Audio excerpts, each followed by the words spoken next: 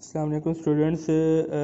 अब नेक्स्ट जो हमारे पास mode of transfer of heat है वो रेडिएशन है। हमने लास्ट लेक्चर के अंदर पढ़ा था कंडक्शन और कन्वेक्शन के बारे में। अभी हम पढ़ेंगे रेडिएशन। रेडिएशन हमारे पास जो हीट ट्रांसफ़र है वो हमारे पास क्या होती है, वेव्स के थ्रू हमारे पास हीट ट्रांसफ़र होती है। जिस तरह सन से हमारे पास रेडिएशंस के थ्रू हीट ट्रांसफ़र हो रही है। ठीक है, हीटर हमारे पास लगा हो तो कमरा कैसे गर्म हो जाता है, रेडिएशंस के थ्रू गर्म होता है नॉर्मली। तो रेडिएशंस हमारे पास प्रोड्यूस होती रहती हैं। रेडिएशन हज़ारों तरह की हैं, हवा के अंदर मौजूद हैं, जो कि एनर्जी को ट्रांसफ़र करती रहती हैं। Radiation is a mode of transfer of heat from one place to another in the form of waves. ठीक है जी, ये इसकी डेफिनेशन होगी। अब हमारे पास जो इसकी कंसिक्वेंसेस हैं उसको हम देखते हैं। रेडिएशन से हमारे पास होता क्या है कि हमारे पास जो गर्म चीज़ है उस गर्म से ठंडी की तरफ चीज़ फ़्लो करती है। नॉर्मली हमारे पास जो ब्लैक बॉडी है वो रेडिएटर होती है। ठीक है, जितनी शाइनी सरफेस होती है वो भी रेडिएटर होती हैं। Radiations are emitted by all bodies. The rate at which radiations are emitted depend upon various factors. किस किस चीज़ के ऊपर डिपेंड करती है रेडिएशन? सबसे पहले colour and texture of the surface, किस कलर की सरफेस है। मैंने बताया था आपको कि जो सिल्वर सरफेस है वो रिफ्लेक्ट करती है, जबकि ब्लैक सरफेस एब्जॉर्व करती है ना रेडिएशन को। इसके अलावा हमारे पास टेम्परेचर पे डिपेंड करता है और सरफेस एरिया पे, कितनी बड़ी चीज़ है कितनी छोटी चीज़ है।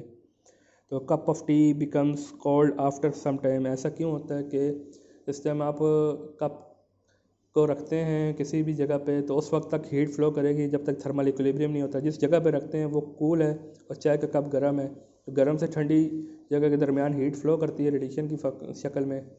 उस वक्त तक फ्लो करती रहेगी जब तक हमारे पास दोनों का टेम्परेचर इक्वल नहीं हो जाता।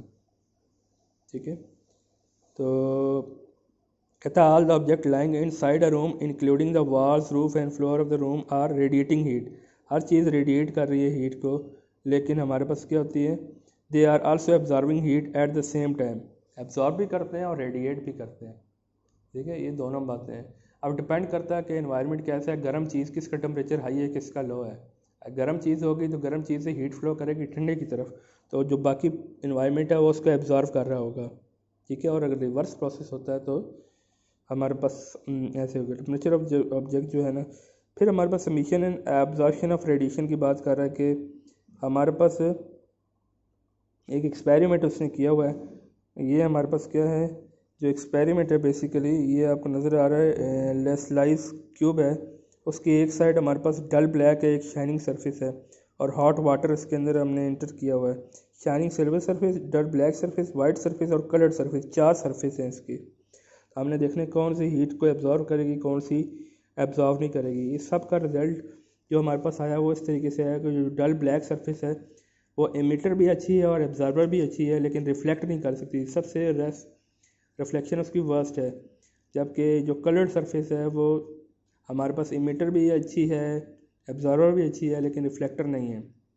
लेकिन वाइट सरफेस इमिटर भी नहीं है, एब्जॉर्बर भी नहीं है, लेकिन रिफ्लेक्टर अच्छी है। सिल्वर सरफेस का भी ऐसे ही है कि वो रिफ्लेक्ट करती है। वाइट और सिल्वर सरफेस रिफ्लेक्ट करती हैं, जबकि ब्लैक सरफेस हमारे पास एब्जॉर्बर होती है। अच्छा, इसके हमारे पास कुछ इफ़ेक्ट्स हैं, ग्रीन हाउस इफ़ेक्ट और ग्लोबल वार्मिंग के बारे में शायद आपने सुना हो थोड़ा बहुत। ग्रीन हाउस इफ़ेक्ट क्या होता है बेसिकली कि हमारे पास ग्रीन हाउस नॉर्मली पौधों वगैरह के लिए बनाया जाता है। ग्रीन शीट होती है इस तरह की जिसके ऊपर हमारे पास लगाई जाती है, ताकि ग्रीन हाउस एक ऐसी सरफेस होती है पॉलीथीन वगैरह की नॉर्मली, या कोई गिलास होता है, उससे हमारे पास क्या होता है, ट्रांसपेरेंट जो पॉलीथीन का गिलास है नॉर्मली ग्रीन कलर का होता है। उसकी प्रॉपर्टी ये है कि वो हीट को अपने अंदर न मेंटेन रखती है। यानी अगर आपने ग्रीन हाउस बना दी है तो उसके अंदर जितने भी पौधे हैं उनका टेम्परेचर मेंटेन रहेगा, ना बाहर से हीट अंदर आएगी ना अंदर वाली बाहर जाएगी। ठीक है, इस तरीके से होता है हमारे पास। उसके अंदर रेडिएशन जो है ट्रैप हो जाती है। अब हमारी जो इन्वायरमेंट है वो भी ग्रीन हाउस इफेक्ट कर रही है, जिसकी वजह से ग्लोबल वार्मिंग है। कैसे, मैं एक्सप्लेन करता हूँ आपको। होता है इस तरीके से कि हम बहुत ज़्यादा कार्बन डाइऑक्साइड यूज़ करें, जितनी भी चीज़ें जलती हैं उनमें कार्बन डाइऑक्साइड प्रोड्यूस होती है। कार्बन डाइऑक्साइड प्रोड्यूस तो बहुत ज़्यादा हो रही है, लेकिन उसको एब्जॉर्ब करने के लिए प्लांट्स होने चाहिए, जो कि कम हो रहे हैं वक्त के साथ साथ। तो प्लांट्स जब नहीं होंगे तो कार्बन डाइऑक्साइड की एनवायरनमेंट के अंदर तादाद बहुत ज़्यादा बढ़ती जा रही है। कार्बन डाइऑक्साइड हैवी गैस है, ऊपर जाके नहीं एक ब्लैंकेट सा बना देती है। आपको नज़र आ रही है, ये सरफेस से बना दी, ब्लैंकेट बना दी।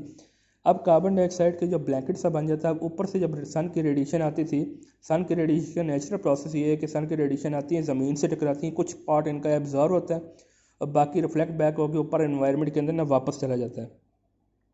ये एक नेचुरल प्रोसेस है। लेकिन होता क्या, कार्बन डाइऑक्साइड की लेयर की वजह से जब हमारे पास ग्रीन हाउस इफेक्ट प्रोड्यूस होता है, रेडिएशन आती तो हैं लेकिन वो सारी की सारी एब्जॉर्ब हो जाती हैं, तो वो बाहर नहीं निकल सकती। कार्बन डाइऑक्साइड की लेयर उन्हें ब्लॉक कर देती है, वो रिफ्लेक्ट होकर बाहर नहीं जाती, तो इस वजह से इन्वायरमेंट का टेम्परेचर ना बढ़ता जा रहा है। सारी बात है, रेडिएशन जब बाहर नहीं निकल रही, सारी की सारी एक जगह पे इकट्ठी होती जा रही हैं, तो वो हमारे पास जो अर्थ का टेम्परेचर बहुत ज़्यादा होता जा रहा है और ग्लोबल वार्मिंग प्रोड्यूस हो जाती है जा रही है। ग्लोबल वार्मिंग से आपको पता है कितने नुकसानात हो रहे हैं, ये सैलाब आ रहे हैं, बारिशें ज़्यादा हो रही हैं, बर्फ़ पिघल रही है, ठीक है, तो इन्वायरमेंट टेम्परेचर ज़्यादा होता जा रहा है, गर्मी ज़्यादा होती जा रही है। तो इसकी सब की रीज़न क्या है, कार्बन डाइऑक्साइड की जो लेयर है वो ग्रीन हाउस का इफेक्ट प्रोड्यूस करती है, रेडिएशन को इंट्रैप कर देती है, बाहर नहीं जाने देती, ठीक है, और इसको ग्रीन हाउस इफेक्ट या ग्लोबल वार्मिंग का नाम देते हैं। अब हमारे पास एप्लीकेशन कॉन्सिक्वेंसेस ऑफ रेडिएशन है, इसके डेली लाइफ में यूजेस हैं। थर्मोस के बारे में यहाँ पे डायग्राम बनाई हुई है। थर्मोस कैसे काम करता है, डबल वॉल ग्लास होती है, उसके अंदर एयर को इंट्रैप कर दिया जाता है जो कि इंसुलेटर का काम करती है, रेडिएशन बाहर नहीं निकलती। तो इस तरीके से हमारे पास क्या होती है, हीट लॉस को हम बचा लेते हैं। तो हमारे पास क्या करते हैं, इसके अलावा नॉर्मली जो आपको पता है ब्लैक सरफेस जो है वो ज़्यादा एब्जॉर्व करती है और वो रिफ्लेक्ट नहीं करती। तो अगर आपने गर्मियों के अंदर ज़्यादातर गर्म, अगर आप ब्लैक चीज़ यूज़ करेंगे सर्दियों के अंदर, तो वो आपको हेल्प करेगी गर्म करने में, और सर्दियों के अंदर वाइट चीज़ आपको हेल्प करेगी रिफ्लेक्ट करने में।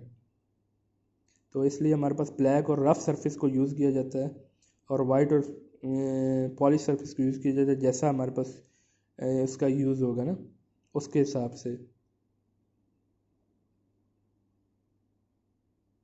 याद रखना आपने, अगर आपने किसी चीज़ को रिफ्लेक्टिंग बनाना है तो पॉलिश सरफेस आपको यूज़ करनी है, शाइनिंग सरफेस यूज़ करनी है, और अगर किसी चीज़ को एब्जर्वर बनाना है तो उसको ब्लैक सरफेस के तौर पे यूज़ करना है, ठीक है। अब इसकी एक्सरसाइज की तरफ आते हैं। इसकी एक्सरसाइज के अंदर ऐसा कोई ख़ास क्वेश्चन नहीं है, ये क्वेश्चन है जो कि आपको बताना है। Metal feels cooler to touch than wood kept in a cooled place.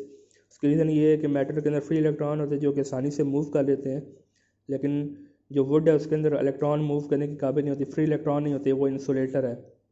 Land breeze blows from late to, ये मैं आपको एक्सप्लेन कर चुका हूँ। डबल बाल ग्लास यूज इन थर्मोफ्लास क्यों यूज़ करते हैं, ताकि वो इंसुलेटर का काम कर भी। डबल ग्लास के अंदर हवा इंट्रैप होती है जो कि हीट लॉस को रोकती है। डेजर्ट्स जो हैं वो सून get hot during the day and soon gate cold after sunset.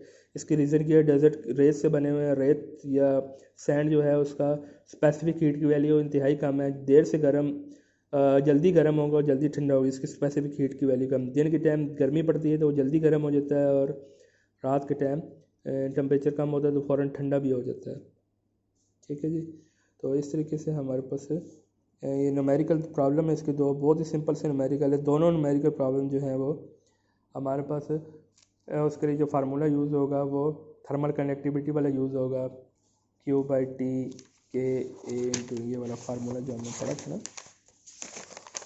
ये वाला फार्मूला है ना हमारे पास यूज़ होगा इसके अंदर। दोनों न्यूमेरिकल प्रॉब्लम्स के अंदर यही न्यूमेरिकल फार्मूला यूज़ होगा, ठीक है जी।